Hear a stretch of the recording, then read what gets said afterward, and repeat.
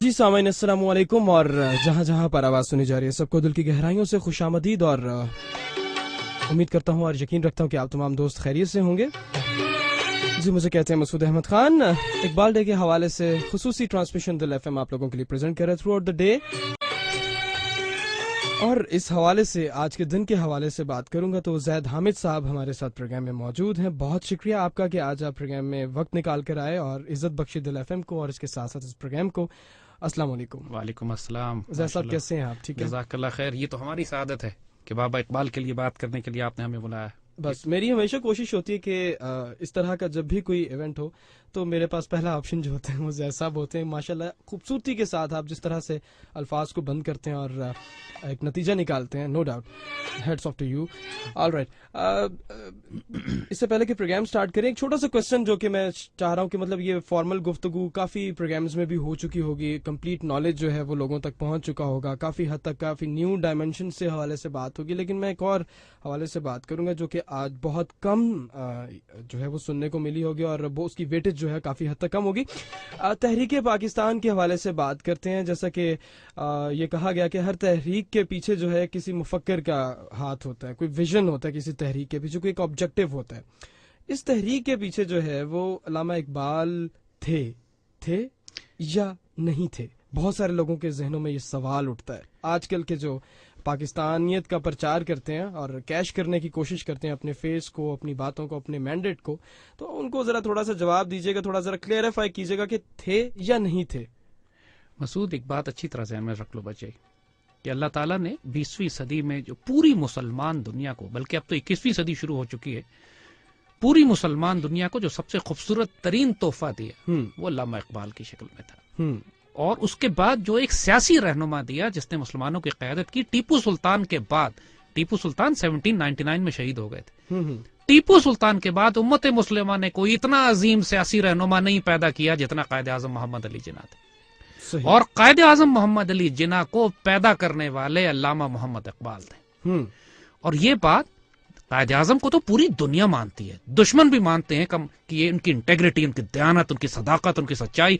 आज भी कायद आज़म की तकरीरें आप सुने, पूरे वजूद के रोंगटे खड़े हो जाते हैं कि वो अल्लाह का बंदा, वो शेर और दिलेर, अल्लाह के रसूल का सिपाही, जिस जलाल से, जिस एतमाद से बात करता था वो बात नाकाबिले यकीन होती थी।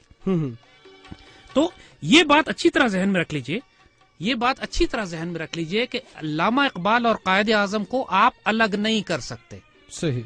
खुद कायद आज़म ने यह बात फरमाई है कि हर तहरीक के पीछे एक मुफक्किर होता है और तहरीक पाकिस्तान के पीछे मुफक्किर इकबाल है। कायद आज़म मुफक्किर नहीं थे, दानिश्वर नहीं थे, फिलोसोफर नहीं थे, एग्जीक्यूशनर थे। कायद आज़म सियासी रहनुमा थे जिन्होंने एक आइडियोलॉजी को लिया, उसको नाफिज कर दिया। सही। लेकिन उस आइडियोलॉजी को, उस विजन को, उस फिक्र को, उसको सोच को देने वाले जिन्होंने एक कौम को जिंदा किया। और इसकी सबसे बड़ी दलील हम आपको ये देते हैं कि 1940 में जब करारदाद पाकिस्तान मंजूर होती है लाहौर में, तारीख की किताबों में ये बात लिखी है, मीनार पाकिस्तान अल्लामा इकबाल के मज़ार के बिल्कुल सामने है। जिन्होंने लाहौर देखा है वो जानते हैं सही कि शाही मस्जिद बेशक और शाही किले के सामने मीनार पाकिस्तान के मैदान में ये तहरीक, ये करारदाद पास की गई। और उसके फौरन बाद कायद आज़म अल्लामा इकबाल की कब्र पर आए और आके अपने सेक्रेटरी से कहते हैं, मतलूब हसन सैयद उनके साथ खड़े थे, उनको मुखातिब करके कहते हैं कि मैंने वही कुछ किया जिसका मुझे इकबाल ने हुक्म दिया था। जो इकबाल ने ड्यूटी मेरे जिम्मे लगाई थी वो मैंने आज पूरी कर दी। तो ये बात तो बिला शक व शुबा है। आजकल के मगरब परस्त एक परसेप्शन डेवलप किया जा रहा है ना कि कायद आज़म जो है वो किसी और तरह का पाकिस्तान चाहते थे। एज अ पॉलिटिकल लीडर जो उनको लिया जाए तो उनके जो इकदाम थे, उनके जो असूल थे, उनको थोड़ा सा तहरीफ के साथ शायद पेश किया जा रहा है। और उसके साथ साथ इकबाल का विजन जो था उसको भी काफी हद तक डिस्टॉर्ट किया जा रहा है as a political point of view से। अगर इसको देखा जाए, बात समझ लो मसूद कि अगर आप इकबाल को अलग कर देते हैं जो कि पाकिस्तान की रूहानी और नजरियाती असास है, फिर पाकिस्तान की रियासत का वजूद भी खत्म हो जाता है, इसको कायम करने का वजूद भी खत्म हो जाता है। कि हमने इस रियासत को कायम क्यों किया, 50 लाख शोहदा क्यों दिया? अगर एक सेकुलर रियासत में ही रहना था तो हिंदुस्तान के साथ रहते, वो भी सेकुलर ही होना था। सही। हमने ये 50 लाख शोहदा फिर पाकिस्तान के बनाने पे क्यों दिए? इस वक्त जो सबसे शदीद हमला पाकिस्तान पर हो रहा है, अगर आप पूरी मुस्लिम दुनिया को देखिए तो मुस्लिम दुनिया के ममालिक को तोड़ा जा रहा है। عراق پر حملہ کر کے توڑ کے تباہ کر دیا, لیبیا کو آپ کے سامنے ابھی تباہ کیا, پورے مسلمان ممالک اس ٹاپک کے اوپر بھی بات کریں گے, پین اسلامزم کی جو کنسپٹ ہے اس کے اوپر بھی بات کریں گے, اور جو علامہ اقبال نے ایک اسلام کا جو ایک ویژن جس طرح سے دیا اس کو بڑا ڈسٹارٹ کیا جائے تو اس کے اوپر تھوڑی سی بات کریں گے کہ اسی آئیڈیالوجی کی طرف ہم آپ کے آتے ہیں کہ اس لیے ہم جو بات کر رہے ہیں کہ پاکستان پر دشمن کی توپیں حملہ نہیں کر رہی اتنا جتنا نظریاتی اور روحانی طور پر پاکستان پر حملہ کیا جا رہا ہے کہ دنیا کی واحد اسلامی نظریاتی ریاست کی روحانی اور نظریاتی اساس کی جڑ کاٹ دو, یہ کہہ کر کہ علامہ اقبال کا کوئی رول نہیں تھا پاکستان بنانے میں, قائد اعظم سیکولر تھے, اور یہ پاکستان ہم نے مغرب کے جمہوری نظام کو قائم کرنے کے لیے بنایا تھا. یہاں ویسٹرن ڈیموکریسی ہونی چاہیے, یہاں ویسٹرن اکنامک سسٹم ہونا چاہیے, مغرب کا معاشی سود اور ربا کی بنیاد پر جو اکنامک سسٹم ہے یہ قائم ہونا چاہیے.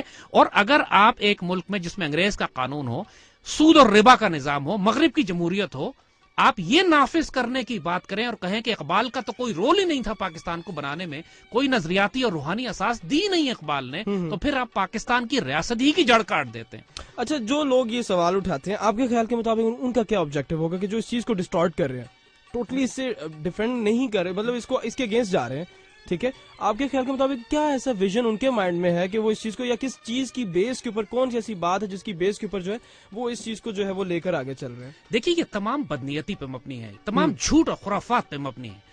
یہ پاکستان کی ریاست کو ایک خاص طبقہ تھا جس نے پاکستان کی ریاست کو قبول ہی نہیں کیا تھا پاکستان کے بنتے وقت. اس میں مذہبی طبقہ بھی شامل تھا. اچھا, علامہ اقبال کی پوری نظم جو کلیات اقبال اگر آپ اٹھائیے تو اس کے آخری صفحے کے اوپر علامہ اقبال نے حسین احمد کے نام سے ایک نظم لکھی ہے. اچھا, اور وہ نظم آپ کے سامنے پڑھ دیتے ہیں, جس کے اندر انہوں نے یہ کہا کہ اجم ہنوز نہ داند رموز دین ورنہ ز دیوبند حسین احمد اینچی بولابی است. ان کا عجم جو ہے وہ یہ نہیں جانتا کہ دین کی حقیقت کیا ہے, دین کی ورنہ یہ دیوبند سے جو حسین احمد مدنی, جنہوں نے جو کانگریسی مولوی کہلاتے ہیں, ان کے بارے میں اقبال کہتے ہیں یہ چی ابو لہب است. کون سا ابو لہب نکل آیا؟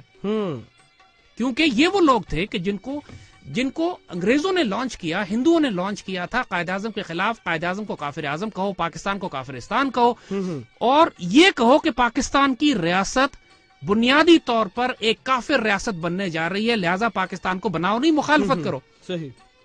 تو اس پر آپ کو یاد ہوگا کہ کانگریس ایک طرف کھڑی تھی, انگریز ایک طرف کھڑے تھے, کانگریسی مولوی ایک طرف کھڑے تھے. جی بالکل. ان کے مقابلے پر پیر جماعت علی شاہ, پیر آف زکوری شریف, پیر آف مانکی شریف اور لاکھوں مسلمان علماء, فقراء, اولیاء نکل کر سامنے آئے کانگریسی مولویوں کے مقابلے پر, اور انہوں نے پاکستان کا دفاع کیا. حکم فیصلہ فتوے جاری ہوئے کہ مسلم ہے تو مسلم لیگ میں آ, اور جو مسلم لیگ کو ووٹ نہیں دے گا اس کو مسلمانوں کے قبرستان میں دفن نہیں کیا جائے گا. اچھا. اور پاکستان کا مطلب کیا؟ لا الہ الا اللہ. اس نعرے پر لوگوں نے پھر قربانیاں دی, اس نعرے پر لوگ گھروں سے نکلے. کانگریسی ملاؤں کو اللہ نے رسوا کیا, اور انہی کانگریسی مولویوں کی صفوں سے دو علماء الگ ہوئے. شبیر احمد عثمانی, وہ خود بیان کرتے ہیں کہ مجھے خواب میں حضور صلی اللہ علیہ وسلم کی زیارت نصیب ہوئی, اور حضور نے قائد اعظم کو مخاطب کر کے فرمایا کہ یہ میرا سپاہی ہے, اس کی مخالفت نہ کرنا. اور شبیر احمد عثمانی وہ ہیں کہ جنہوں نے قائد اعظم کی نماز جنازہ پڑھائی بعد میں. بالکل. آپ تاریخی, اور یہ حقیقت, اور وہ یہ بھی آپ جانتے ہوں گے تاریخ کہ وہ پہلے ان کانگریسی مولویوں کی صفوں میں کھڑے ہوئے تھے. حضور نے, اللہ نے کرم فرمایا ان پر, ان کو خواب میں زیارت ہوئی اور وہ الگ ہوئے. اور دوسرے اشرف علی تھانوی, وہ بھی پہلے انہی کی صفوں میں کھڑے ہوئے تھے, پھر الگ ہوئے, اللہ رسول کا کرم ان پر ہوا, اور انہوں نے پاکستان کی مخالفت ترک کر دی, پاکستان کی حمایت کی. آج شبیر احمد عثمانی صاحب کے صاحبزادے مفتی رفیع عثمانی تقی عثمانی مفتی اعظم ہے پاکستان. جی بالکل. اور وہ لوگ پرو پاکستان ہے, لیکن اسی حسین احمد مدنی کے گروپ میں, گینگ میں گروپ ہے جو پاکستان میں آیا, اور آج بھی یہ پاکستان کی پارلیمنٹ تک منتخب ہو جاتے ہیں, وزیر بن جاتے ہیں. لیکن آپ کو یاد ہوگا کہ ایک مذہبی جماعت جنہوں نے MMA قائم کرنے میں, جو مذہبی جماعتیں بڑی آگے تھی, ان کے انتقال ہو گیا ان صاحب کا, جنہوں نے پاکستان کی پارلیمنٹ میں کھڑے ہو کر یہ بات کہی تھی کہ ہم پاکستان بنانے کے گناہ میں شامل نہیں تھے. جی بالکل. یہ وہ کانگریسی بات ہے, یہ تاریخی حقیقت ہے. اور اسی لیے آپ پاکستان میں آج جتنا فساد دیکھ رہے ہو, جو خودکش حملے دھماکے ہو رہے ہیں, یہ اسی گروہ کی طرف سے ہو رہے ہیں جو کانگریسی گروہ ہے. ایک طرف انڈیا ہمارے خلاف ہے, ایک طرف یہ کانگریسی مولوی ہمارے خلاف ہیں, ایک طرف انگریز اور ویسٹرن اور نیٹو فورسز صلیبی قوتیں خلاف ہیں. تو پاکستان کی مخالفت, صاحب ہمارے پاس معذرت کے ساتھ 1 منٹ ہے, 1 منٹ کے اندر ہم اس کو جو ہے وائنڈ اپ کریں گے, اور اس کے بعد ایک ٹائم چیک اور کمرشل بریک ہے, اور ایک کلام اقبال جو ہے آپ کی فرمائش پر اور آپ کی پسند پہ جو ہے میں لگانے کی کوشش کروں گا. پولیٹیکل پوائنٹ آف ویو سے بات کریں گے, ٹھیک ہے. اقبال کا پالیٹکس میں کیا رول تھا, کس طرح سے انہوں نے مطلب کہ اس کو پروجیکٹ کیا, کس طرح سے آگے لے کر بڑھے, اس کے اوپر بات کریں گے. لیکن فی الحال ایک چھوٹا سا کمرشل بریک اور ٹائم چیک ہے, اور اس کے بعد واپس آئیں گے. ہمارے ساتھ رہے گا. مجھے کہتے ہیں مسعود احمد خان. آج پروگرام اسپیشل ایپیسوڈ علامہ اقبال کے حوالے سے آپ لوگ سن رہے ہیں. ایک بہت زبردست اور خوبصورت سی ڈسکشن ہوگی انشاءاللہ, اور آپ لوگ پروگرام میں میرا ساتھ دے سکتے ہیں. رائٹ میسج میں جا کے DIL ٹائپ کیجیے گا, ایک space, your name your location. تو ابھی رہ گزر میں ہے, قید مقام سے گزر. تو ابھی رہ گزر میں ہے, قید مقام سے گزر. مصر و حجاز سے گزر, مصر و حجاز سے گزر. شو کہ آپ لوگوں نے انجوائے کیا ہوگا, سنا ہوگا. جی زید صاحب, اس کے حوالے سے بھی تھوڑی سی بات کرتے ہیں. جواد احمد نے بہت خوبصورتی کے ساتھ اس کو پڑھا بھی. کلام اقبال, اس کے حوالے سے تھوڑی سی بات کرتے ہیں, تھوڑی سی تشریح کے اوپر چلتے ہیں کہ اس میں اسلام کی بات بھی کی گئی ہے. اسپرچل ایک جو ڈائمنشن ہے, اس کو اگر اوور آل دیکھ لیا جائے, ایک اسپرچل ڈائمنشن جو ہے, جس میں کہ خاص طور پہ مسلمانوں کو جو ہے وہ ایک آبجیکٹو دیا گیا کہ آپ لوگوں نے اس طرح سے نہیں کرنا, اس طرح سے کرنا, اور اس طرح سے ڈوز اینڈ ڈونٹس آپ جو ہے وہ ڈیفائن کیے گئے ہیں. اور اس کے ساتھ ساتھ پولیٹیکل پوائنٹ آف ویو سے بھی جو ہے وہ ڈوز اینڈ ڈونٹس بتائے گئے ہیں. اس کے ذرا ڈوز اینڈ ڈونٹس کو تھوڑا سا روشنی ڈالیے گا. مسعود, اقبال کے کلام کا ایک معجزہ یہ ہے کہ یہ جہاں ایک طرف جیو پالیٹکس جو کہ ہارڈ کور سبجیکٹس ہیں ان کی بات کر رہے ہوتے ہیں کہ مسلمانوں کی سیاست کیا ہے, مسلمانوں کی خلافت کیا ہے, مغرب کا ڈیموکریسی, پولیٹیکل اکنامک سسٹم کیا ہے, اسی کے ساتھ ساتھ روحانی ڈائمنشن کی, انسان کے وجود میں جو اس کی اللہ سے تعلق ہے, انسان کے جو دین کی روحانی اساس ہے, اس کے بارے میں اتنی خوبصورتی سے ان باتوں کو اکٹھے پروتے ہیں کہ انسان دنگ رہ جاتا ہے. یہ رنگ آپ کو قرآن پاک میں ملتا ہے. قرآن پاک میں ایک طرف جہاں پہ طلاق کی اور جہاں پہ جائیداد کی تقسیم کے معاملات اللہ تعالیٰ وہ حکم احکامات فرما رہا ہے, ساتھ ساتھ اللہ تعالیٰ اللہ اور بندے کے تعلقات بھی, آپس کے جو تعلقات ہیں ان کے بارے میں بھی آیتیں نازل فرماتا ہے. اسی صفحے پہ آپ کو سب کچھ ملتا ہے. یہ مزاج اقبال نے جو اپنی شاعری میں اختیار کیا ہے, یہ مزاج انہوں نے قرآن سے لیا ہے. اور یہ خاص طور پر اس نظم میں آپ کو یہ بات بڑی واضح نظر آتی ہے. ایک طرف وہ کہہ رہے ہیں تو ابھی راہ گزر میں ہے, قید مقام سے گزر, مصر و حجاز سے گزر, فارس و شام سے گزر. یہ خالص پولیٹیکل کانسیپٹ ہے جہاں پہ وہ نیشنلزم کے خلاف بات کر رہے ہیں. جو ویسٹرن کانسیپٹ آف نیشنلزم ہے کہ تم ایرانی ہو, تم ترک ہو, تم عجمی ہو, تم عربی ہو, اس کے خلاف اقبال یہاں بات کرتے ہیں. تو ابھی راہ گزر میں, تو ملت کا ہے.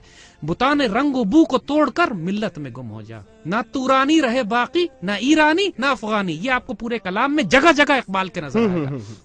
ایک ہو مسلم حرم کی پاسبانی کے لیے, نیل کے ساحل سے لے کر تابہ خاک کے کاشغر. کیا بات ہے, کیا بات ہے. اقبال جب بار بار بات کرتے ہیں تو امت رسول کی بات کرتے ہیں, امت مسلمہ کی بات کرتے ہیں, قومیت کی نہیں بات کرتے. اس قومیت کو تو انہیں زہر قاتل کہا ہے. انہوں نے کہا ہے مغرب یہ آج کے دور میں تازہ خداؤں میں جو سب سے بڑا خدا جو بنایا ہے, آج کے تازہ خود الفاظ دیکھیں, تازہ خداؤں میں جو سب سے بڑا خدا ہے وہ وطن ہے, جو پیرہن ہے اس کا مذہب کا کفن ہے. کیا بات ہے, خوبصورت. اور کیونکہ اگر مسلمان نے اپنے آپ کو قومیت میں تقسیم کر لیا, ایرانی تباہوں ہمیں اس سے کیا, عرب تباہوں ہمیں اس سے کیا, ہم پاکستانی ہیں, پاکستان فرسٹ.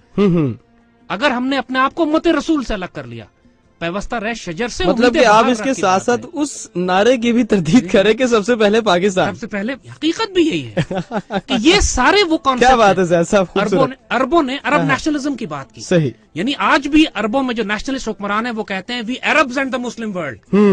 جیسے عرب جو ہے وہ مسلم دنیا سے الگ کوئی چیز ہے, ایسا ہی ہے. اور اجمی ایرانی اگر یہ نعرہ لگائیں کہ ہم ایرانی پہلے ہیں, ترک نعرہ لگائیں کہ ہم ترک پہلے ہیں. اور آج اگر پاکستان کے اندر آپ کو قومیتیں, کوئی کہتے ہیں ہم بلوچ پہلے ہیں, پٹھان پہلے ہیں, ہم مہاجر پہلے ہیں, پاکستانی بعد میں ہیں. یہ وہی فتنہ ہے جس کو اقبال روکتے. تو ابھی راہ گزر میں ہے, قید مقام سے گزر, مصر و حجاز سے گزر, فارس و شام سے گزر. کیا بات ہے. اور پھر اس کے بعد اگلا شعر روحانی ڈائمنشن پہ. یہ کمال ہے, یعنی انسان عمل کرتا ہے یا جنت کی لالچ میں کرتا ہے یا دوزخ کے خوف سے کرتا ہے.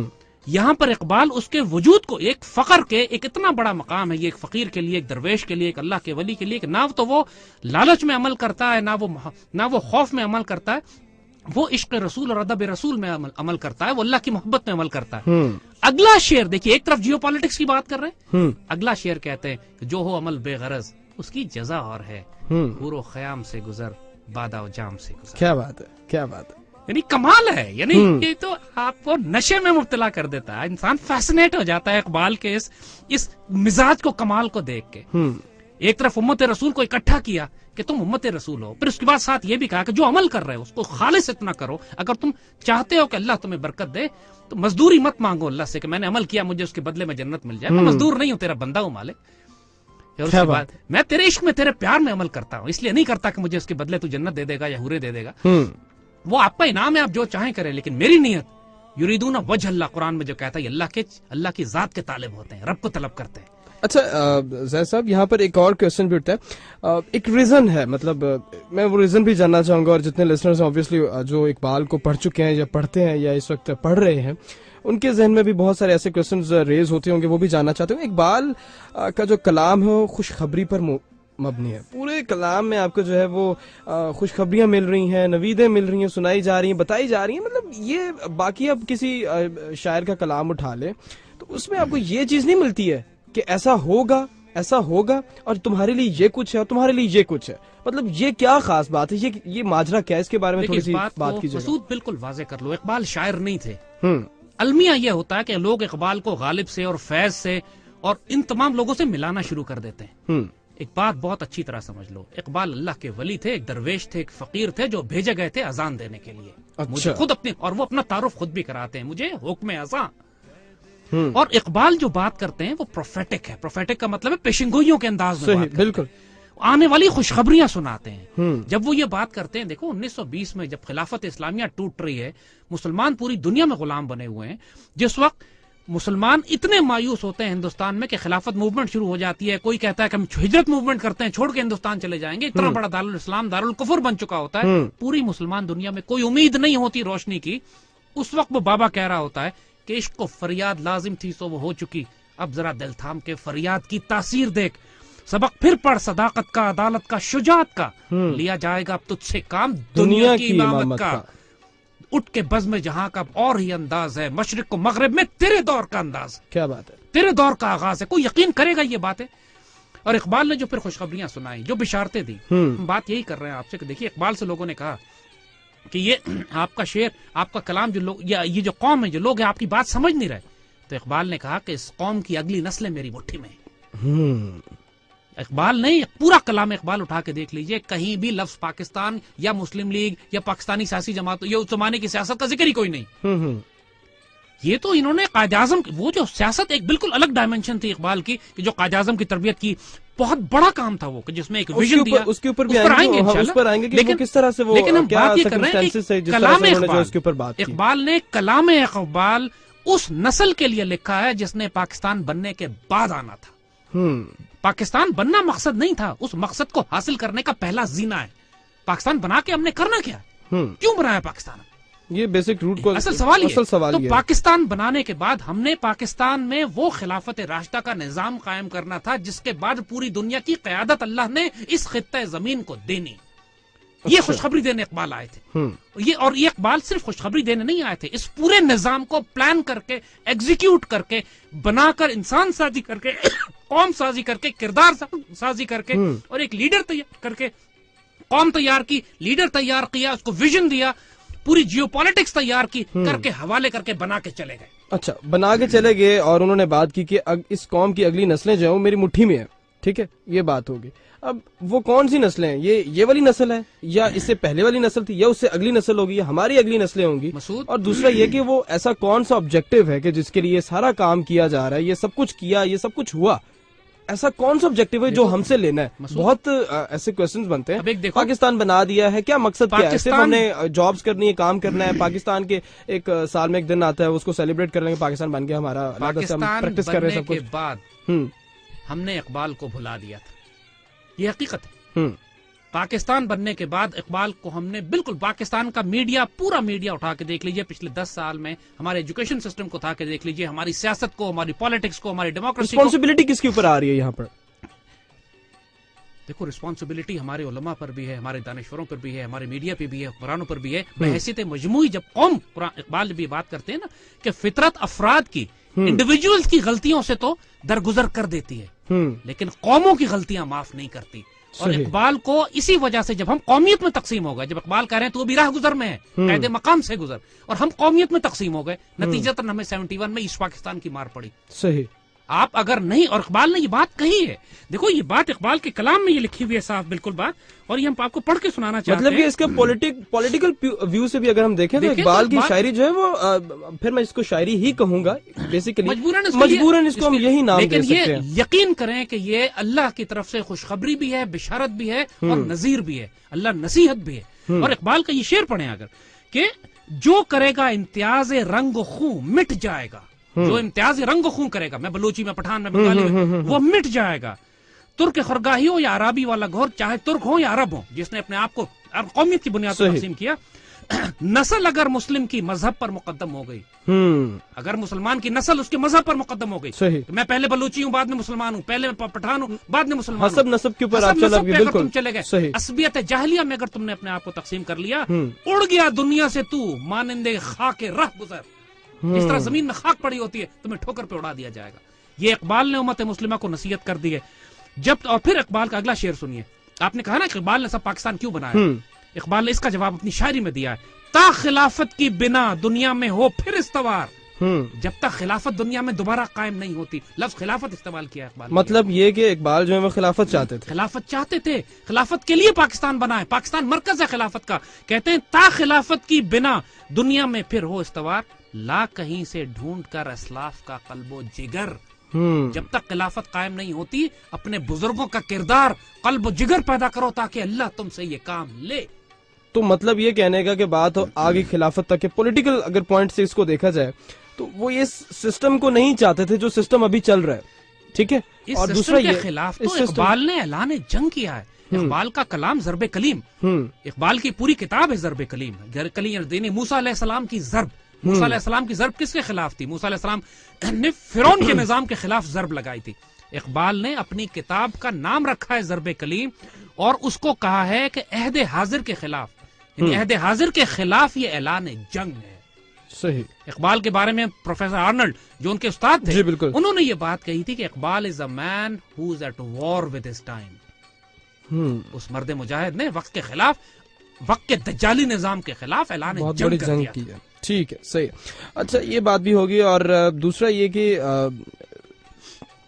اقبال جس طرح کا خواب ان کا تھا، جو ویژن ان کا تھا، جو وہ خوشخبریاں جو وہ سنا رہے تھے، جو پیش گوئیاں وہ کر رہے تھے اپنے کلام میں، اور آنے والی نسلوں کو جو ہے پیغام دینا چاہ رہے تھے، آج کل کی نسل نہیں سمجھتی، ان کو سمجھ نہیں آتا. اس میں بہت سارے جو پرسپیکٹیوز ہیں ان کے اوپر بھی بات کرنی پڑے گی. کیوں سمجھ نہیں آتی ہے، کیا وجہ ہے؟ اس میں ہمارا جو تعلیمی نظام ہے اس سے بھی اس کا آؤٹ ہو جانا بہت بڑی ریزن بنتی ہے. دین لٹریسی پوائنٹ آف ویو سے بھی آ جاتا ہے. دین اس کے بعد لوگوں کی اتنی سمجھ نہیں ہے، نالج نہیں ہے. آپ کیا سمجھتے ہیں کہ آج کل کا نوجوان جو ہے وہ کتنا قریب ہے یا کتنا دور ہے؟ اس کو کس چیز کی بہت زیادہ، کہاں پر بہت زیادہ لیک کر رہا ہے؟ اور اقبال جس طرح کا نوجوان چاہتے تھے، جو جذبہ، جو محبت، جو چاہت، جو عشق رسول چاہتے تھے، جس طرح کا پاکستان چاہتے تھے، جس طرح کا وہ یہ اسلام کے اوپر چاہتے تھے کہ مسلمان جو ہے وہ ریئل میں مسلمان ہو، بغیر کسی لالچ کے یا بغیر کسی خوف کے. ٹھیک ہے. تو آپ کیا سمجھتے ہیں کہ کیا ہونا چاہیے اور کیا نہیں ہونا چاہیے آج کل کے نوجوان کے حوالے سے؟ ایک بات سمجھیے گا مسعود، کہ اگر مسلمان اپنے آپ کو خود تبدیل نہیں کریں گے تو اللہ تعالیٰ ایسے حالات پیدا کر دے گا کہ مسلمان مجبور ہو جائیں گے. اقبال نے اپنی ایک بڑی خوبصورت نظم ہے دنیا اسلام، اس میں بڑا خوبصورت انہوں نے فرمایا ہے کہ کیا سناتا ہے مجھے ترک و عرب کی داستان، مجھ سے کچھ پنہا نہیں اسلامیوں کا سوز ساز. لے گئے تسلیس کے فرزند میراث خلیل، خشت بنیاد کلیسا بن گئی خاک حجاز. تم مجھے کیا سناتے ہو کہ مسلم دنیا رسوا ہو رہی ہے، تباہ و برباد ہو رہی ہے. ہمارے یہ جو کلیسا والے ہیں مسلمانوں کی ساری میراث اور جائیداد لے کے چلے گئے. ظلمانے میں رسوا ہوئی سرخ رنگ کی ٹوپی، کلائے لال رنگ کی بات کی ہے اقبال نے، جو خلافت عثمانیہ کی نشانی تھی، لال رنگ کی ٹوپی رسوا ہوئی. مگر پھر وہ یہ کہتے ہیں اقبال کہ دیکھو یہ سب کچھ جو ہو رہا ہے، ملک ہاتھ سے گیا ملت کی آنکھیں کھل گئیں. ملک ہاتھ سے گیا ملت کی آنکھیں کھل گئیں. بات یہ ہے کہ بات یہ ہوتی ہے کہ جب قوم کو آزمائش میں ڈالا جاتا ہے نا، اگر قوم خود نہیں اٹھتی تو اللہ اس کو آزمائش میں ڈالتا ہے اور یہ اس کو بیدار کر دیتی ہے. آج پاکستان میں جو آزمائشیں ہیں، ہم نے جمہوریت بھی دیکھ لی، ہم نے ڈکٹیٹرشپ بھی دیکھ لی، ہم نے یہ سود اور ربا کا نظام بھی دیکھ لیا، ہم نے یہاں کا ایجوکیشن سسٹم بھی دیکھ لیا، یہاں کا میڈیا بھی دیکھ لیا، پوری مسلمان دنیا پر جنگ بھی مسلط ہو گئی. اب مجھے بتاؤ کیا پاکستان کے نوجوان اسی سٹیٹس کو قبول کرتے ہیں یا تبدیلی چاہتے ہیں؟ پورے ملک میں انقلاب اور تبدیلی کی بات ہو رہی ہے. یہ وقت ہے اقبال کا. اقبال اس وقت کا انتظار کرتے ہیں. آپ بھی اسی وقت کا انتظار کر رہے تھے؟ ہم نے اس وقت کو انتظار نہیں کیا. ہم نے اس وقت میں اللہ کے فضل سے 4 سال پہلے جب ہم نے اقبال کی اذان دینی شروع کی تھی تو اللہ کے فضل سے اس وقت کو اپنی مرضی کے مطابق جیسے اللہ نے چاہا ہے ہم نے خود ڈھالا ہے. مومن فقط احکام الہی کا پابند ہے، تقدیر کا پابند نہیں ہوتا. ہم زمانے کے پیچھے نہیں چل رہے، زمانے کو اپنے پیچھے اللہ کے حکم سے چلا رہے ہیں. اقبال کو اللہ کے فضل سے جو زندہ کیا، جو نوجوانوں نے اقبال کو سنا، نوجوانوں میں جو آگ لگی. آج آپ نے ہمیں کیوں بلایا ہے یہاں پہ؟ اس لیے کہ آپ کہتے ہیں کہ اقبال پر بات کرنے کے لیے پوری دنیا میں اس وقت آپ کا ایک اللہ نے ایک مقام دیا. جی بے شک بے شک. کیوں؟ اسی وجہ سے کہ اقبال کو لوگوں نے سنا، اقبال لوگوں کے وجود میں آگ لگی. یہ وقت آ چکا ہے اقبال کا. اب بدنصیب ہوگی وہ قوم، بدنصیب ہوں گے وہ علماء، بدنصیب ہوں گے وہ دانشور، وہ میڈیا، وہ حکومت جو اقبال سے فیض نہ لیں. اللہ ان کو تبدیل کر دے گا. ان کا وقت ختم ہو چکا، وقت اقبال کا شروع ہو چکا. وہ جو اقبال نے بات کہی تھی کہ اگلی نسلیں میری مٹھی میں، یہ 20ویں صدی کی یہ نسل جو آج پاکستان میں بستی ہے یہ اقبال کی مٹھی میں. یہ جو مرضی کفر کا نظام کر لے، اب یہ دجال کے قابو میں آنے والی یہ نسل نہیں ہے. آپ ان کا ظاہر مت دیکھیں کہ یہ اس وقت ماڈرن بچے ہیں، دین سے بہت زیادہ. آج کل کے نوجوان ہیں، جو ینگسٹرز ہیں، جو اقبال کا خواب تھا، جو ان کا ویژن تھا، وہ ان کے ذہنوں میں، ان کی آنکھوں میں، ان کے اخلاق سے، ان کے کردار سے، ان کے ڈیڈ سے کتنا حد تک نظر آتا ہے؟ آپ کتنا سمجھتے ہیں؟ آپ کا بھی ماشاءاللہ کافی ویژن ہے اس حوالے سے، اور ینگسٹرز کے ساتھ کافی تعلق بھی ہے آپ کا. اس حوالے سے اوور آل مطلب کہ ایک جنرل پرسپشن آپ کیا سمجھتے ہیں کہ وہ خواب زندہ ہے؟ وہ خواب کتنا حد تک ہے یا نہیں ہے؟ اللہ کے فضل سے جتنے پر امید آج ہمیں زندگی میں کبھی نہیں ہوئے تھے ماشاءاللہ. ایک نوجوانوں کی آنکھوں میں چمک دیکھو یار، ان کا تڑپ دیکھو. اب سارا جمہوریت سیاسی نظام جو اقبال 100 سال پہلے کہہ چکے تھے کہ مغرب کا جمہوری نظام جس کا ظاہر تمہیں روشن نظر آتا ہے اندرون چنگیز سے تاریک تر ہے، مغرب کے جمہوری نظام کے بارے میں کہا ظلم و استبداد کا دیو جو پاؤں مارتا چلا آ رہا ہے. مغرب کے جمہوری نظام کے بارے میں اقبال نے کہا جو انسانوں کو گنا کرتے ہیں تولا نہیں کرتے. آج تو اندھے کو بھی آنکھوں سے نظر آ رہا ہے کہ یورپ اور امریکہ کی ڈیموکریسیز نے دنیا میں کتنی تباہی مچا دی ہے. بے شک یہ ظلم و استبداد کا نظام اپنے بل بوتے اپنے وزن کے اوپر خود ہی اپنے اوپر ہی گر رہی ہیں اور اپنے اوپر ہی بھاری پڑ چکی ہیں. اور یہ مغربی تہذیبیں خود تباہ ہو رہی ہیں جن کو اقبال نے 100 سال پہلے کہا تھا کہ یہ مغربی تہذیب اپنے خنجر سے آپ خودکشی کرے گی، جو شاخ نازک پہ آشیاں بنے گا ناپائیدار ہوگا. تو آج مجھے بتاؤ یہ ہمارے بچے جو پوری دنیا میں پھیلے ہوئے ہیں ان کو صرف اس لیے مارا جا رہا ہے کہ ان کا نام مسلمانوں جیسے ہیں. کسی کا نام خالد ہے، طارق ہے، کسی کا نام صلاح الدین ہے، کسی کا نام محمد ہے. ان کو صرف پورے یورپ میں بوسنیا کے مسلمان کب مسلمان تھے یار مجھے بتاؤ؟ 1992 میں جب سربیا میں جنگ ہوئی ہے یوگوسلاویا میں اور کم از کم 5 لاکھ مسلمانوں کو ذبح کیا گیا ہے وہاں پہ، وہ بیچارے تو یورپین تھے، ان کو تو اسلام کا پتہ ہی نہیں تھا. اقبال نے اس پر شعر 100 سال پہلے کہہ دیا تھا کہ مسلمان کو مسلمان کر دیا طوفان مغرب نے. کیا بات ہے، کیا بات ہے، بہت خوبصورت. اچھا تھوڑا سا انقلاب کی بات کرتے ہیں. اقبال کا جو تصوف تھا اس میں ویسے نارملی اگر ہم دیکھیں کسی بھی تصوف کی لائن سے ریلیٹڈ جتنے بھی لوگ دیکھیں ان میں آپ کو نظر آتا ہے کہ وہ عشق رسول کی بات کرتے ہیں، عشق حقیقی کی بات کرتے ہیں، اللہ تعالیٰ سے لو لگانے کی بات کرتے ہیں. آپ کو انقلاب کسی کے کلام میں، کسی کی بات میں کچھ نظر نہیں آتا، کچھ پتہ نہیں چلتا. یہ انقلاب کس طرح کا انقلاب چاہ رہے تھے؟ کیا انقلاب تھا؟ کیا اس کی ویئر اباؤٹس تھے؟ اور آپ کے خیال کے مطابق یہ انقلاب جو ہے یہ ہونا چاہیے تھا، نہیں ہونا چاہیے تھا؟ ایک بہت جنرل سا اور بڑا عجیب سا سوال ہے لیکن میرا خیال ہے کہ یہ بنتا ہے یہاں پر. دیکھیے ایک بات، اقبال کے بارے میں بہت سارے جو کلاسک تصوف کا جو کانسیپٹ ہے اقبال نے اس سے بغاوت بھی کی اور لوگوں نے بڑا اعتراض بھی کیا اقبال پہ کہ تصوف میں وائلنس کہاں ہے، تصوف میں انقلاب کی بات کہاں کی جاتی ہے. اس میں تو ذکر فکر ہے، اس کے اندر تو اپنے خانقاہوں میں بیٹھنے کی بات ہے. رہبانیت کی بات کی جاتی ہے، دنیا سے تعلق ختم کر. اقبال نے بالکل اپوزٹ تصور دیا جو صحابہ کرام حضور صلی اللہ علیہ وآلہ وسلم نے کر کے دکھایا. کیا صحابہ کرام نے خانقاہوں میں بیٹھے یا پوری دنیا فتح کی؟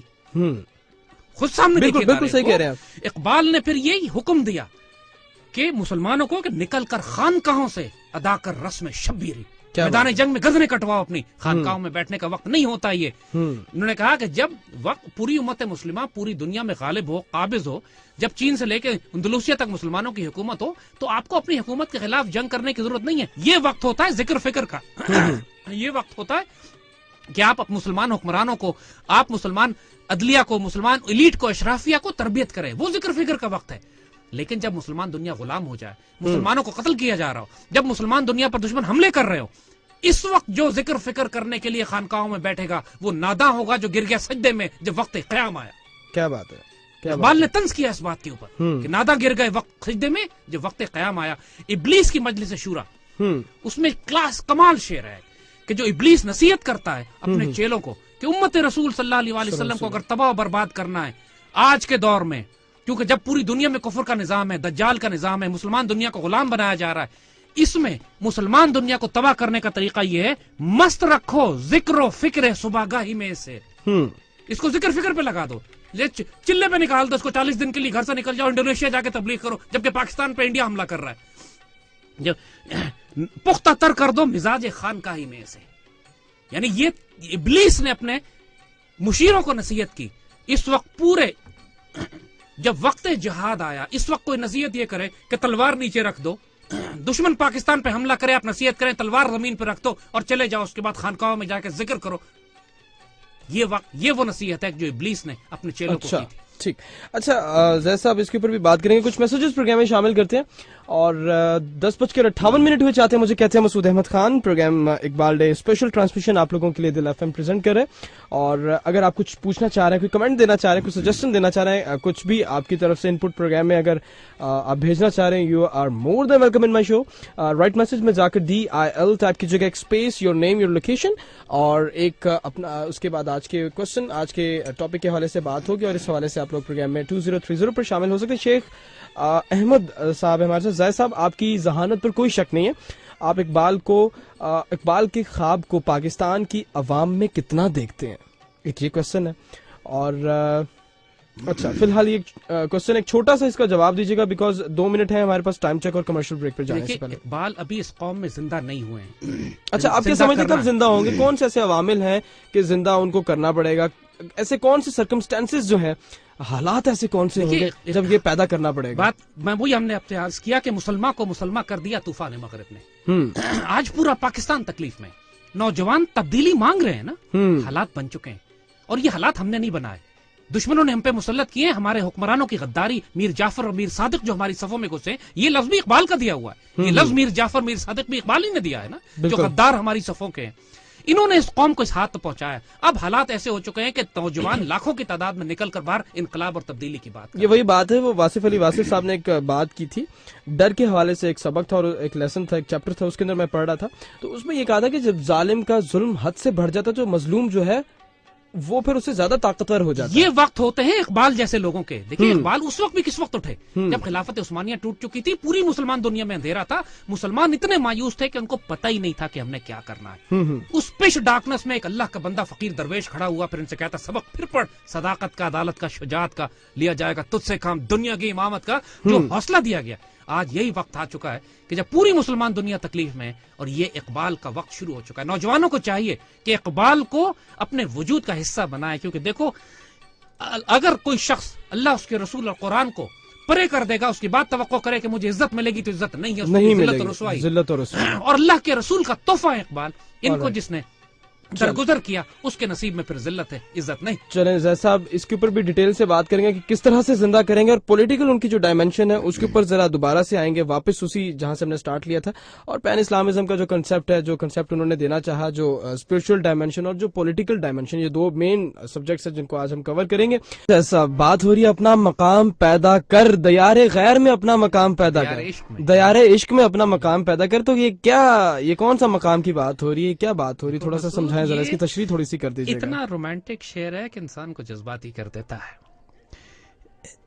انسان جب تک اپنے اللہ کے ساتھ ایک ایسا تعلق نہ رکھے کہ اللہ تعالیٰ تقدیر معطل کر دے, تقدیر نہ لکھے. کیا بات ہے, اپنے بندے سے خود پوچھے بتا تیری رضا کیا ہے. ارے واہ, کیا بات ہے. اقبال جس مرد مومن کی بات کرتے ہیں نا, دیار عشق میں اپنا مقام پیدا کر, یاد رکھیں جتنی اقبال کی پولیٹیکل سائنس ہے, پولیٹیکل فلسفی ہے, دنیا میں تبدیلی اور انقلاب, پہلی شرط اقبال یہ لگاتے ہیں کہ اگر اللہ سے اتنا تعلق تمہارا نہیں ہے کہ اپنے رب سے درخواست کر کے تم تقدیریں تبدیل کروا سکو, تو پھر اس کام کو کرنے کا بیڑا مت اٹھانا.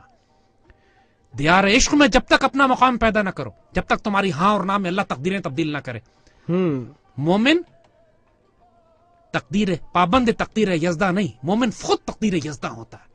हाँ। मोमिन खुद अल्लाह का बंदा हाथ पे हाथ धरे मुंतजर फरदा नहीं होता, कल का इंतजार नहीं करता, वो खुद तकदीर यज़दा होता है। तकदीर के पाबंद जमातात न पतात, मोमिन फकत अहकाम इलाही का है पाबंद। खुदा बंदे से खुद पूछता है बता तेरी रजा क्या। निगाह मज़े मोमिन से तकदीरें बदलती हैं। ये जब तक हथियार तुम्हारे पास ना हो, जब तक ये वेपन सिस्टम्स तुम्हारे पास ना हो कि तुम्हारी निगाह तकदीरें बदलने लगे, तुम्हारी दुआ तकदीरें तब्दील करने लगे, अल्लाह तुमसे खुद कहे जो चाहते हो लिख लो, जो तुम कहोगे मैं तकदीर लिख दूंगा, लेकिन उसकी शर्त अल्लाह ये बताता है कि मोहम्मद से वफा तूने तो हम तेरे हैं। ये जहां चीज है क्या लोह कलम तेरे, जो चाहो अपनी तकदीर खुद लिख लो। जहान की बात करते हो तुम, सब कुछ लोह कलम ले लो, तकदीरें लिखो, अपनी भी दूसरों की भी, नस्लों की तकदीरें तुम खुद लिखो। यहाँ पे खूबसूरती देखिए कि यहाँ पर जो एक स्पिरिचुअल डायमेंशन है वही वाली बात, वही बात। स्पिरिचुअल डायमेंशन है, कमाल है। यानी यही तो हम बात करते हैं कि इकबाल की सारी पॉलिटिकल डायमेंशन छुपी हुई है, पाबंद है, ताबे है over एनवलपिंग, over arching spiritual dimension के नीचे। जब तक के रूहानी डायमेंशन तुम्हारे पास नहीं है, इकबाल को हाथ मत लगाओ, जला दिए जाओगे। इकबाल खुद कहते हैं अगर ना हो निगाह तो मेरे हल्का सुखन में न बैठ कि नुक्ता हाय खुदी है मिसले तेगे असील, एक तेज तलवार है खुदी के नुक्ते, तुम्हें काट के रख देंगे। वासिफ अली वासिफ साहब, हजरत वासिफ अली वासिफ ने इसीलिए फरमाया था कि इकबाल को समझने के लिए, इकबाल को पढ़ने के लिए इंसान को कम से कम कलंदर के मकाम पर होना पड़ता है। इकबाल जब तक इंसान इश्क में ना डूबा हो, खुद सर कुर्बान करने के लिए आमादा ना हो, उस वक्त तक इकबाल अपने राज खोलते ही नहीं है उस पर। क्या बात, क्या बात। अच्छा जैद साहब ये बताइएगा, ये जो फलसफा भी आपको नजर आता है, उसके बाद पॉलिटिक्स के ऊपर बात कर रहे थे हम, फलसफा उसको हम थोड़ी देर के बाद थोड़ा सा हल्का सा उसको टच करेंगे, ज्यादा उस पर डिटेल में नहीं जाएंगे क्योंकि आज का जो सारे दिन की जो ट्रांसमिशन है उसमें काफी हद तक डिटेल में जो है इस हवाले से बात हुई। आपने माशाल्लाह बहुत खूबसूरती के साथ इस का भी आपने डिफाइन किया। अच्छा ये जो तहरीक चली थी दोबारा से वही जो पहला क्वेश्चन था शो का, उसके ऊपर चलेंगे कि पॉलिटिक्स में किस तरह से उनकी पेनिट्रेशन हुई, किस तरह से इन्होंने जो है वो अर्ज पैदा की नौजवानों में, मुसलमानों में कि उठो यही टाइम है, यही वक्त है। और आज आप मतलब बजाते खुद आप कह रहे हैं कि ये वो वक्त आ चुका है कि जब जिसको इकबाल ने कहा था कि इस कौम की अगली नस्लें मेरी मुट्ठी में होंगी।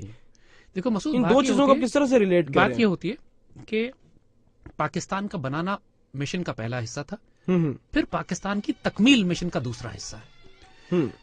जिस दौर में इकबाल ने अपनी ड्यूटी और अपने मिशन का आगाज किया 1906 से लेकर 1935 तक, अगर आप वो वक्त देखिए तो पूरी मुस्लिम दुनिया के लिए उससे ज्यादा जिल्लत और रुसवाई और शर्मसारी का वक्त नहीं है कोई। खिलाफत उस्मानिया जो 800 साल से बनी हुई थी वो टूटती है 1921 में, हिंदुस्तान गुलाम होता है, मुसलमान डेस्परेशन में, हमारे बुजुर्गों ने तहरीक खिलाफत चलाई कि किसी तरह खिलाफत को बचा लें। आज भी तुर्क हमारी इज्जत करते हैं सिर्फ इस वजह से कि उस वक्त डॉक्टर, दवाइयां, खुराक, सामान, खेमे हम लोगों ने यहां से तुर्की भेजे थे। सही। और लोगों ने हिजरत करनी शुरू कर दी, हिंदुस्तान से लोग निकल निकल के अफगानिस्तान जाने लगे कि हम गुलाम मुल्क में नहीं रहेंगे। उस तारीख दौर में इकबाल ने 1930 में पहले अपना खुतबा इलाहाबाद दिया, उससे पहले तो आग लगाई शायरी की। 1906 से आपने शायरी शुरू की 1930 तक। सोचो कि 25 साल तकरीबन इकबाल ने एस्टैब्लिश किया अपने आप को, एक मुफक्किर, एक दानिश्वर, एक अल्लाह के वली, एक दरवेश के फकीर, एक शख्स जो उम्मत के मसाइल का हल जानता है। इकबाल जब एस्टैब्लिश हो गए अच्छी तरह, उस वक्त मुस्लिम लीग 1906 में बनी थी, आप नोट करें, लेकिन मुस्लिम लीग का हाल ये था कि हिस्से बखरे हुए थे, बिखरे हुए थे, फैक्शंस थे। इकबाल और कायद आजम, बल्कि जब मुस्लिम लीग ज्वाइन की इन्होंने तो दो अलग अलग फैक्शंस में थे, यानी इकबाल इस साइड पे थे, कायद आजम दूसरी तरफ थे, मुस्लिम तकसीम थी। इकबाल का कमाल यही था कि उन्होंने पहले चंद साल पहले शायरी करके अपने इन्हीं अफकार से, इन्हीं सोचों से अपनी जगह बनाई, एक मकाम पैदा किया अपना, दियार इश्क में पहले अपना मकाम पैदा किया। सही। उस मकाम पर जब पहुंचे, जब अल्लाह ने पूरी कायनात में इज्जत आपको दी, पूरी मुस्लिम दुनिया से मुसलमान और गैर मुस्लिम इकबाल को हदिया, इज्जत, मोहब्बत और प्यार से पेश करते थे। उस वक्त इकबाल ने फिर 1930 में पहली मर्तबा खुतबा इलाहाबाद देके कहा कि हम एक अलग रियासत बनाना चाहते हैं। ये इतनी बड़ी बात थी कि अगर इकबाल के अलावा कोई और कहता तो कौम बर्दाश्त ही ना करती इस बात को। इकबाल ने उस वक्त जो आज पाकिस्तान बना हुआ है, इस पूरे खित्ते का नाम लेके कहा कि मैं देख रहा हूं कि यहाँ पे एक अलग रियासत बनेगी। अब मुसलमानों ने कहा चलिए आपने तसव्वुर तो दे दिया, लेकिन इसको इंप्लीमेंट कौन करेगा? लीडर तो है ही नहीं हमारे पास। जैसे आज बच्चे सवाल करते हैं लीडर कहां से आएगा, लीडर कहां से आएगा? इकबाल ने कहा लीडर मैं तुम्हें दूंगा।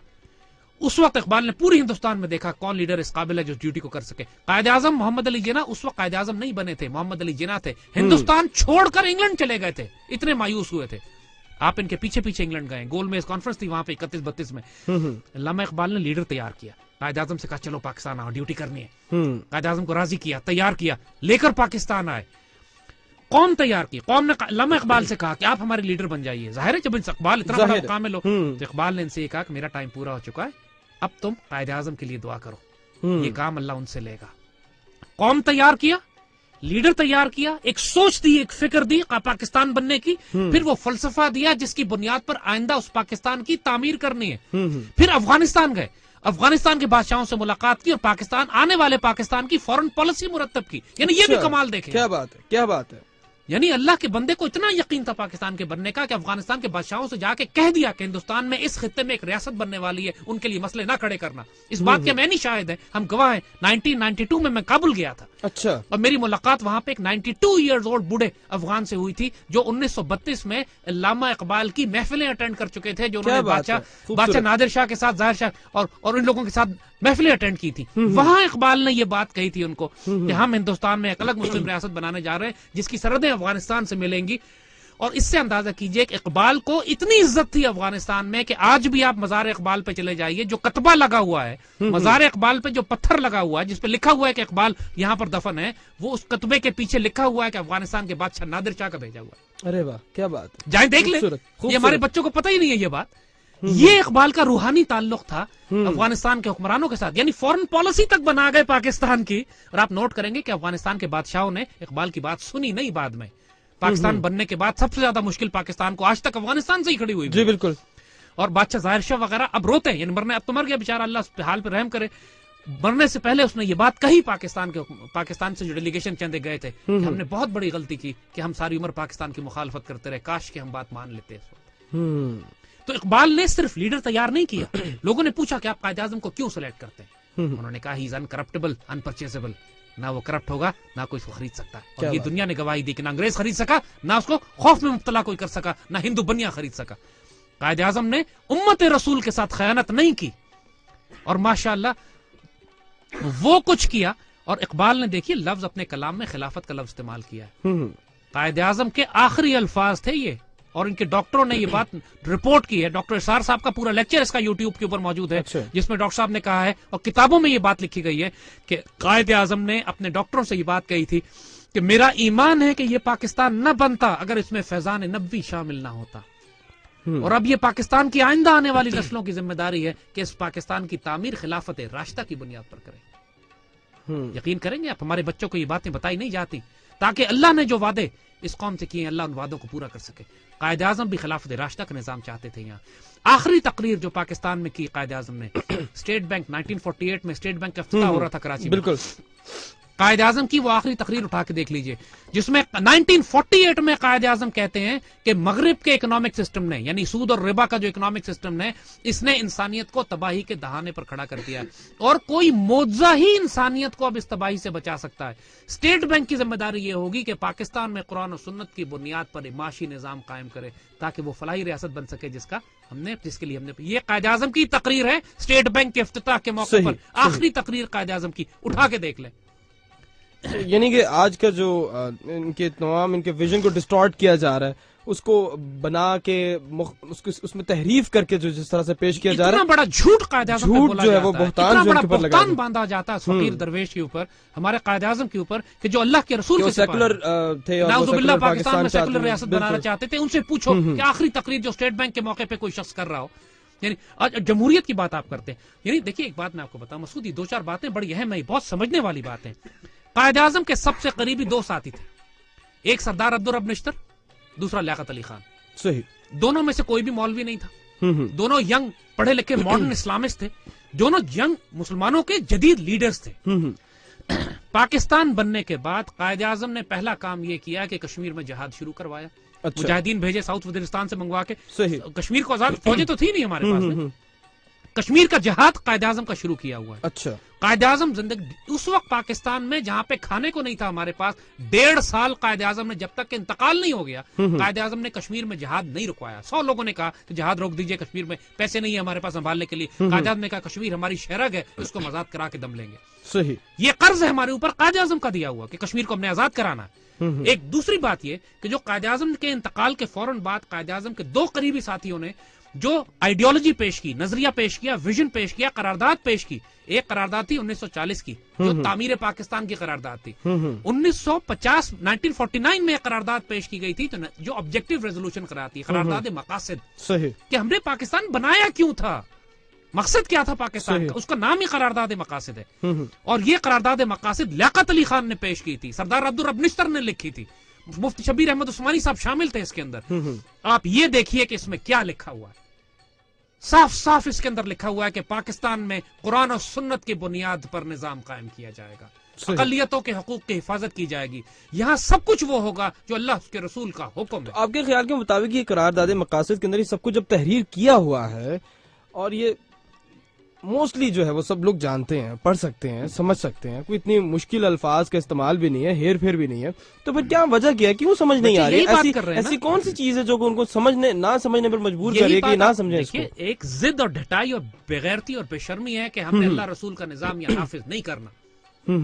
سپریم کورٹ میں پاکستان کے فائل پڑی ہوئی ہے پچھلے 25 سال سے کہ سود اور ربا کا نظام, بینکنگ سسٹم کا یہ نظام ختم کر کے سود کا نظام ختم کر کے یا اسلامک شریعت کے معاملات شروع کیے جائیں, فائنینشیل. سپریم کورٹ فیصلہ نہیں کر رہی اس کے اوپر. پاکستان میں پورا نظام, جمہوریت کا جو نظام اس وقت پاکستان میں مسلط ہے, آئے میں آپ کو سناؤں اقبال اس کے بارے میں کیا کہتے ہیں. اقبال کہتے ہیں ہے وہی ساز کہن مغرب کا جمہوری نظام. یہ وہی پرانا ساز کہن کا مطلب ہے اولڈ میوزک, پرانا میوزک, یہ وہی پرانا بینڈ بج رہا ہے جو مغرب کا جمہوری نظام جو ہے, جس کے پردوں میں نہیں غیر از نوائے قیصری. یہ وہی قیصر کے رومن پرشین امپائر کے جو ظلم تھے وہی چھپے ہوئے ہیں اس کے اندر. دیو استبداد جمہوری قبا میں پائے کوب, ظلم و استبداد اور دہشت گردی کا ایک دیو ہے جو جمہوریت کے لباس میں پاؤں مارتا چلا آ رہا ہے. تو سمجھتا ہے اس کو آزادی کی نیلم پری, تم سمجھتے ہو یہ آزادی کی نیلم پری, ڈیموکریسی, فریڈم. اور پھر آگے سنیے, مجلس آئین و اصلاح اور رعایات حقوق, یہ پارلیمنٹ, یہ آئین, یہ کانسٹیٹیوشن, یہ ہیومن رائٹس. امیجن کیجئے یہی اصطلاح ہے نا جو خدا بنائی ہوئی ہے. بالکل اقبال لفظ استعمال کر رہے ہیں, اقبال کا شعر پڑھ رہے ہیں ہم آپ کے سامنے. مجلس آئین و اصلاح اور رعایات حقوق, طب مغرب میں مزے میٹھے, اثر خواب آوری. یہ ایسی میٹھی میٹھی دوائیاں ہیں مغرب کی طرف سے جو نشے میں ڈال دیتی ہیں. اب سن لیا آپ نے اقبال کیا کہتے ہیں اس پارلیمنٹ, اس ڈیموکریسی کے بارے میں. تو ایک چیز کنفرم ہوگی آج کی اس ڈسکشن سے, کافی حد تک کلیئر ہوگی اور کنفرم ہو گیا کہ اقبال جو پولیٹیکل سسٹم یہاں پر چاہتے تھے, پالیٹکس کے حوالے سے بات کی جائے تو وہ خلافت راشدہ چاہتے تھے. جس کے لیے اقبال نے اپنے کلام میں لفظ خلافت لکھا ہے, اس کو لکھا ہے نا آپ کے سامنے, شعر پڑھ کے سنایا ہم نے کہ جب تک خلافت کی بنیاد دوبارہ قائم نہیں ہوتی, اپنے اسلاف کا قلب جگر پیدا کر. اپنے reconstruction of religious thought in Islam جو ان کا پولیٹیکل لیکچرز کا پورا ایک کتاب ہے, اس میں اقبال نے لفظ اسپرچوئل ڈیموکریسی لکھا ہے, روحانی جمہوریت. اچھا, تھوڑی سی تربیت کی بات کرتے ہیں, انفرادی تربیت اور اجتماعی تربیت. اس حوالے سے تھوڑا سا اس کے اوپر مختصراً روشنی ڈالیے گا کہ وہ انفرادی تربیت کس طرح سے انہوں نے جو ہے وہ اس کے اوپر کرنے کی کوشش کی اور کس طرح سے کی. اس میں تمام ہر ایج گروپ اس میں آ جاتا ہے, اور ایز اے قوم جو ہے انہوں نے جو اس کی اجتماعی تربیت کرنے کا جو ایک میسج دیا, جس طرح سے انہوں نے کی, اس کے اوپر تھوڑا سا بات کریں گے. ان دا مین وائل لسنرز, آپ لوگ ہمیں میسجز کر سکتے ہیں, رائٹ میسج میں جا کر DIL ٹیپ کیجیے گا, ایک space, your name, your location. اور اس کے ساتھ ساتھ آج کے پروگرام کے حوالے سے اسپیشل ایپیسوڈ آپ لوگ سن رہے ہیں. مجھے کہتے ہیں مسعود احمد خان, اور میرے ساتھ پروگرام میں موجود ہیں زید حامد صاحب, اور بات ہو رہی ہے اقبال ڈے کے حوالے سے. علامہ محمد اقبال کی 134ویں پیدائش, اور اس حوالے سے یہ اسپیشل ٹرانسمیشن آپ لوگ سن رہے ہیں. آبویسلی انجوائے بھی کر رہے ہوں گے, کافی کچھ سیکھنے کو, سمجھنے کو, اور آپ کے ویژن جو ہے وہ کلیئر کرنے میں بھرپور کوشش کر رہے ہیں. اللہ تعالیٰ سے دعا ہے کہ آپ کو یہ تمام باتیں سمجھ آ جائیں اور اب واقف حال ہو جائیں کہ جو اس وقت ہم کہنا چاہ رہے ہیں. اور پاکستان کا خواب, پاکستان کی تحریک اور وہ نظام, اور کس طرح کا نظام تھا, کس طرح کی قوم چاہتے تھے, کیا بات ہو رہی تھی, کون سا فلسفہ تھا, کیا خودی کی بات کی انہوں نے. اقبال کے تصوف کو تھوڑا سا ٹچ کیا ہم نے پروگرام میں, اور اس کے ساتھ ساتھ ان کے کلام کے اندر جو خوشخبریاں جو انہوں نے سنائی, جو انہوں نے پیش گوئیاں کی, اس کے حوالے سے ہم نے تھوڑی سی روشنی ڈالی. اور اس کے ساتھ ساتھ یہ تھوڑی سی بات کریں گے انفرادی تربیت اور اجتماعی تربیت, اور اس کے بعد آئیں گے انقلاب کی طرف. اور وہی انقلاب کہ جو ایک شعر کے اوپر جو ہے انقلاب برپا ہو گیا تھا پورے سینٹرل ایشیا میں, جس کی بات ہم تھوڑی دیر پہلے کر رہے تھے.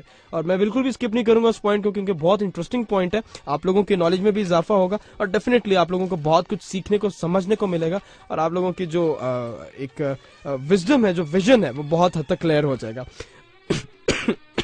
معذرت کے ساتھ. اچھا زاہد صاحب, تھوڑا سا بات کرتے ہیں جو اقبال کا سینٹرل ایشیا میں جو ایک انقلاب برپا ہوا. اس کا تھوڑا سا واقعہ بتائیے, بہت مسعود ہم انٹرسٹنگ آپ واقعہ کو ہے. واقعہ بتاتے ہیں. دیکھو اقبال کا کلام آپ نوٹ کرو کہ اردو اور فارسی میں, اقبال نے عربی میں بات نہیں کی.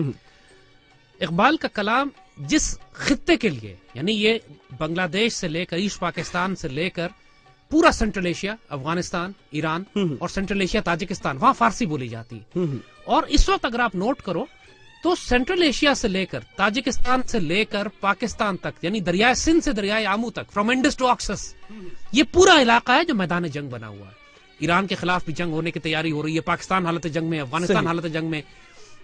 1979 کے بعد جب سوویت یونین افغانستان میں داخل ہوا اور سوویت یونین کو جب افغانستان سے توڑ کر نکالا گیا تو پورا مشرقی, یہ جو سینٹرل ایشیا تھا, ایشیا وسطی جو تھا, وہ غلام تھا سوویت یونین کا. صحیح. اور 91 کی بات ہے, یہ 91 میں الحمدللہ اللہ نے ہمیں موقع دیا. اس وقت تقریباً 6-7 سال ہمیں افغان جہاد کے ساتھ ہو چکے تھے. ایز اے ینگ مین ہم افغانستان جہاد میں شامل ہوئے تھے. کافی ماشاءاللہ آپ کی پارٹیسپیشن رہی ہے اور اس سلسلے میں. اس وقت ہم آمو دریا تک پہنچ چکے تھے. آکسس, ریور آکسس جو ہے عربی زبان میں مشہور یہ دریا کے نہر کہلاتا تھا. اچھا. اور اگر آپ مدینے سے دیکھیں, اگر مسلمان دنیا کے مرکز سے دیکھیں تو ایشیا وسطی تو دنیا کا آخری کونا لگتا تھا. اچھا. تو یہاں پر تاجکستان میں انقلاب برپا ہو چکا تھا سوویت یونین کی شکست کھانے کے بعد افغانستان میں. اور علامہ اقبال کے ایک شعر نے پورے ایشیا وسطی میں آگ لگائی ہوئی تھی, جو خاص طور پہ فارسی بولنے والی دنیا میں. اور حکومت ٹاپل ہو گئی, حکومت کا تختہ الٹ گیا کہ لاکھوں لوگ تاجکستان میں سڑک پر نکل کر ایک شعر پڑھتے تھے اقبال کا ایک آواز سے کہ معمار حرم باز بتعمیر جہان خیز, از خواب گرا خواب گرا خواب گرا خیز. جس نے حرم کی تعمیر کی تھی, جس نے خانہ کعبہ کی تعمیر کی تھی, اٹھو اب زمانے کی تعمیر کرو دوبارہ, اپنی گہری نیند سے اٹھو, گہری نیند سے اٹھو, گہری نیند سے اٹھو. کیا بات ہے. اور یہی شعر ایرانی انقلاب کا باعث بنتا ہے. 1979 میں جب ایرانی انقلاب آتے ہیں, پورا کلام اقبال استعمال کرتے ہیں.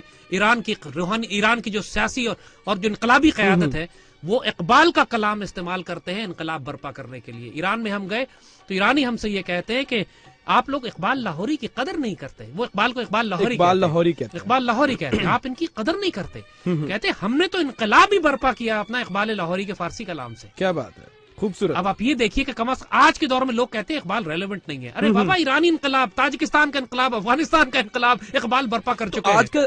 آج کا جو ابھی جو کرنٹ سینیریو چل رہا ہے, جو پولیٹیکل سسٹم چل رہا ہے, ٹھیک, اس میں آپ سمجھتے ہیں کہ اقبال زندہ ہو سکتے ہیں؟ دیکھیے اقبال کیسے ہو سکتے ہیں, اگر ہو سکتے ہیں, اگر یہ پاسبلٹی ہے, اقبال اور آپ کے خیال کے مطابق کتنا وقت درکار ہو سکتا ہے؟ مسعود, اقبال زندہ ہیں, ان کو نافذ کرنا ہے.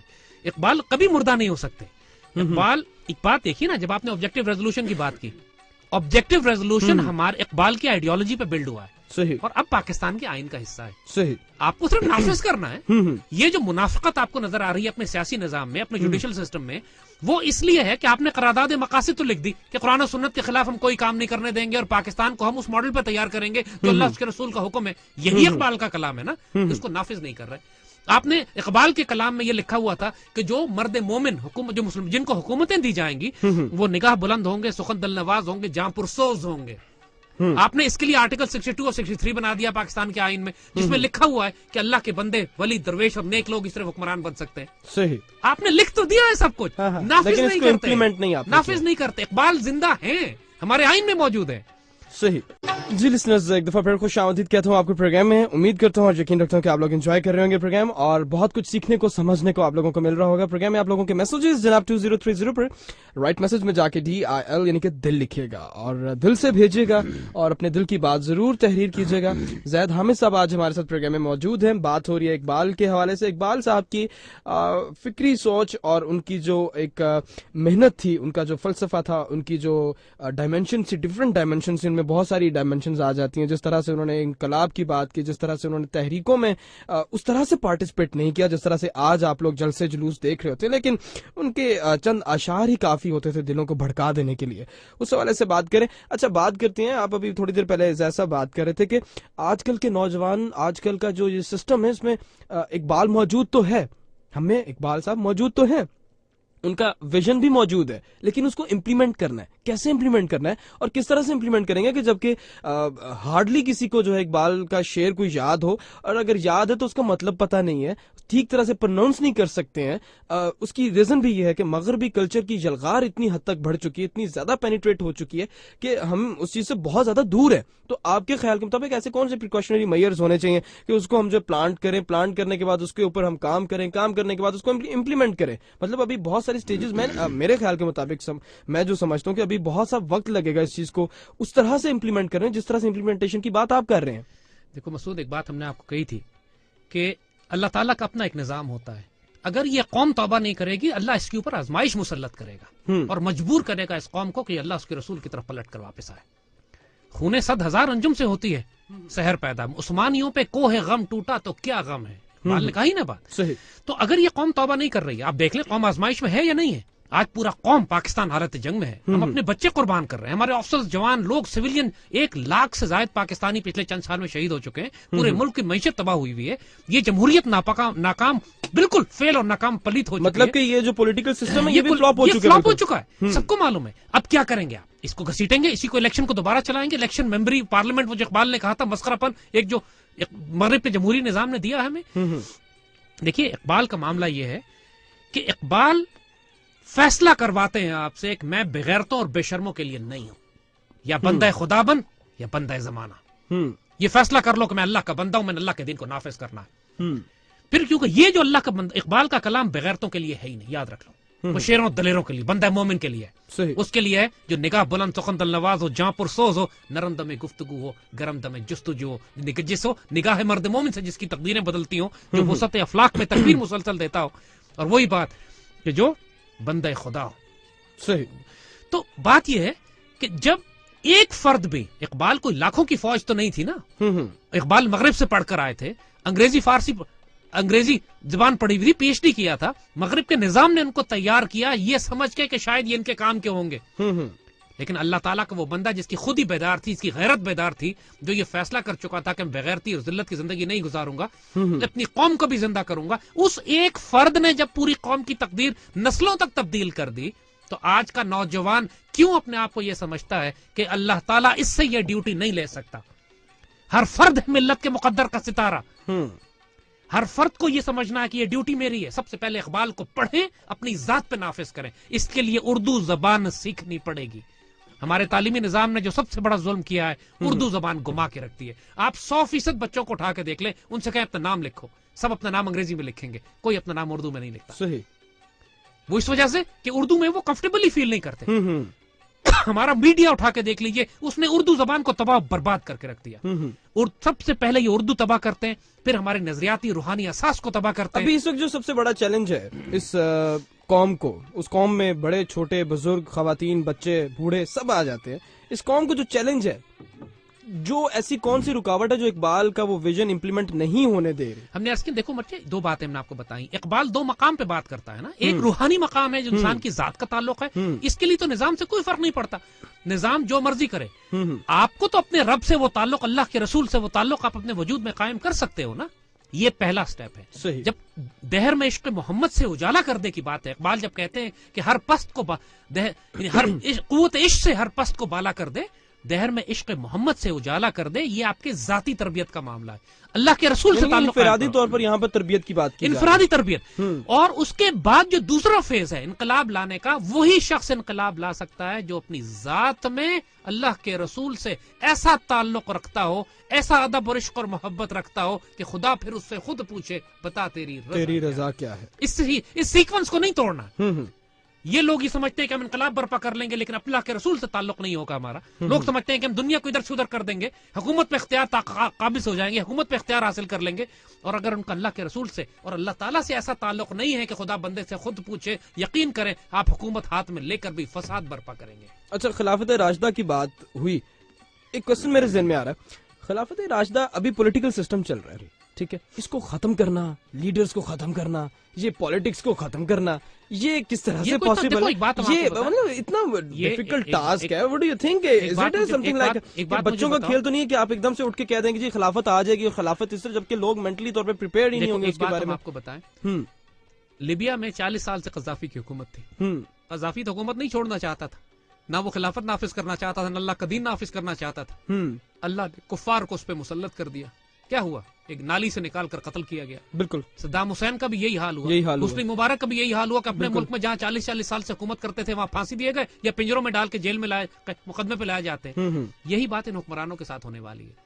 یہ اللہ کے دین کو نافذ نہیں کر رہے, نہ کرنا چاہتے ہیں, تو اللہ یا ان کو پنجروں میں ڈال دے گا یا پھانسیوں میں لٹکا دے گا, نالیوں سے نکال کر ان کو گولیاں لگیں گی. یہ اللہ کا فیصلہ ہے, ہو چکا ہے فیصلے, یہ ہونے والے ہیں, آپ کو نظر آ جائے گا. دیکھیے خلافت راشدہ کا نظام کوئی اتنا کمپلیکیٹڈ نہیں ہے. ایران نے نافذ کر دیا, ایران نے بھی یہی کیا تھا, وہاں بھی بادشاہت تھی, رستہ نہیں چھوڑ رہی تھی. انہوں نے اپنے فقہ اپنے مسلک کے مطابق قربانیاں دی, اپنے آپ کو اقبال کے کلام کو استعمال کیا اور وہاں پر وہ نظام نافذ کر دیا, یقین کیجئے, جو حضرت عمر رضی اللہ تعالیٰ عنہ کا ماڈل ہے. کیا بات ہے. حضرت عمر نے کیا کیا تھا؟ حضرت عمر نے پردہ فرمانے سے پہلے 6 صحابہ کی لسٹ بنا دی, پوری مسلمان ملت سے کہا کہ ان 6 میں سے جس کو چاہو خلیفہ بنا لو. وہ 6 کے 6 اعلیٰ ترین صحابی ہمارے. ٹھیک ہو گیا. صحیح. ایران نے ایگزیکٹلی یہی کیا. ایران میں پوری جمہوریت ہے لیکن سیاسی جماعتیں نہیں ہیں. ایران میں کوئی پولیٹیکل پارٹیز نہیں ہے لیکن فل ڈیموکریسی ہے. صحیح. تو پوری قوم ووٹ دیتی ہے, لیکن کس طرح؟ وہ پوری قوم میں سے کیا کرتے ہیں کہ 6 بہترین لوگ نکالتے ہیں حضرت عمر کی طرح. اچھا.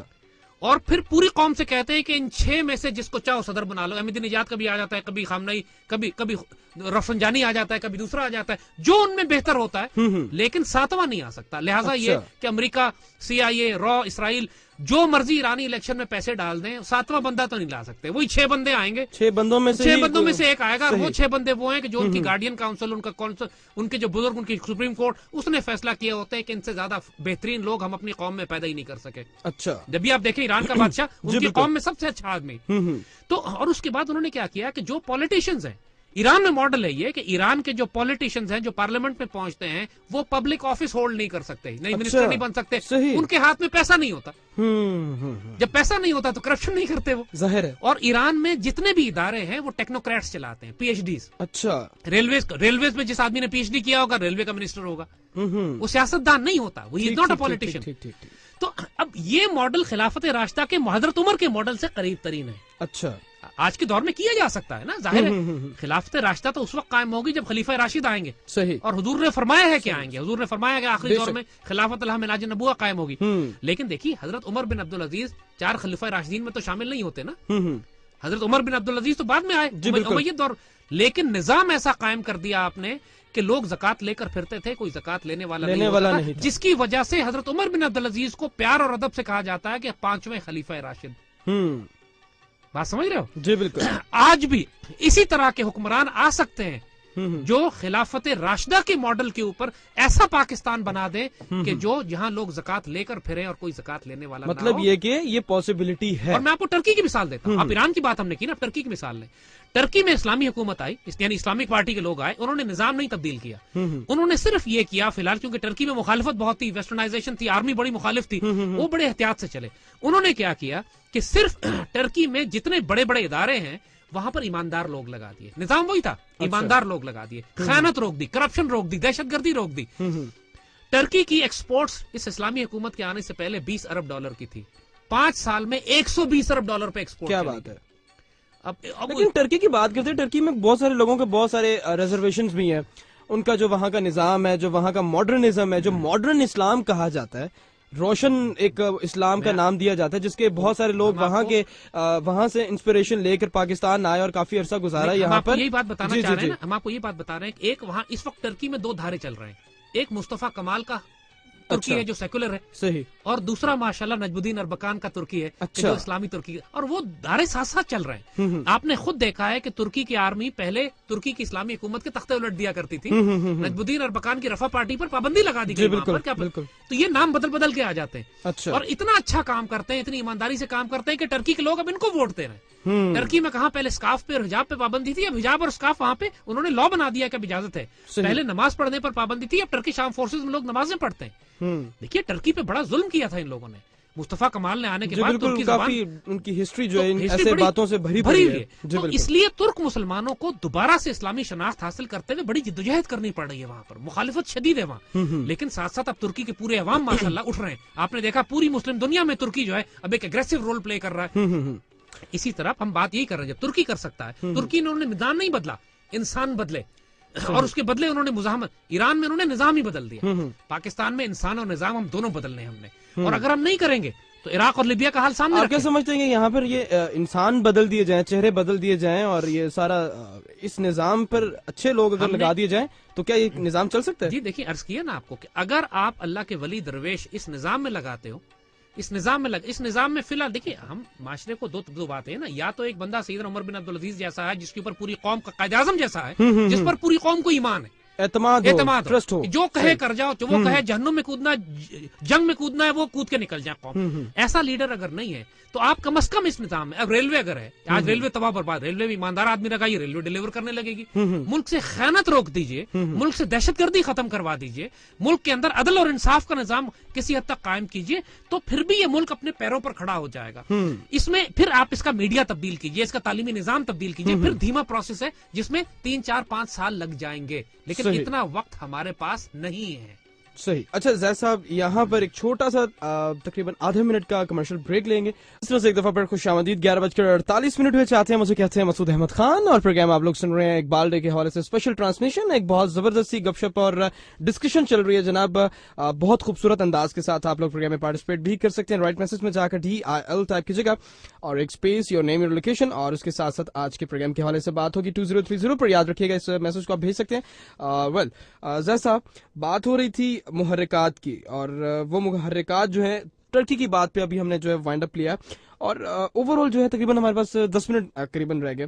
اوور آل انفرادی تربیت، اجتماعی تربیت، پاکستان کا خواب، یہ تحریک پاکستان، اس کے پیچھے ان کی جو محنتیں تھیں، جو ان کا ویژن تھا، قوم کس طرح کی وہ چاہتے تھے، نظام وہ کس طرح کا چاہتے تھے، اس کے اوپر بات ہوئی، اور ساتھ ساتھ جو ہے ان کا تصوف، ان کا انقلاب، اور ان کی جو مجبوری ہے، کیا کریں، اقبال کے کلام کو شاعری ہی کہنا پڑے گا، تو ان کی جو شاعری تھی اس حوالے سے ان میں جو میسیجز ہمیں ملے، اور تقریباً تمام کلام جو ہے اس کی آپ نے جو ہے بہت خوبصورتی کے ساتھ اس کو اپنے قلم بند کیا، بتایا، اور اس کے ساتھ ساتھ سینٹرل ایشیا میں جو انقلاب بپا ہوا اس کی بھی آپ نے بہت زبردست واقعہ بتایا۔ اس سارے سلسلے کو، ساری جو آج کل کا جو کرنٹ سسٹم ہے، 5 سے 6 منٹ کے اندر اندر اس کو وائنڈ اپ کر دیں اور بتا دیں لوگوں کو جو سن رہے ہیں اس وقت کہ اس وقت ہمیں کیا چیز چاہیے، کس طرح سے ہم تبدیل کر سکتے ہیں، اپنے آپ کو تبدیل کریں، کس طرح سے کریں۔ مسعود، ایک بات بہت اچھی طرح یاد کر لو، سمجھ لو کہ یہ پاکستان بوڑھوں نے نہیں بنایا تھا، نوجوانوں نے بنایا تھا، اور یہ اور نوجوان تھے وہ علی گڑھ کے۔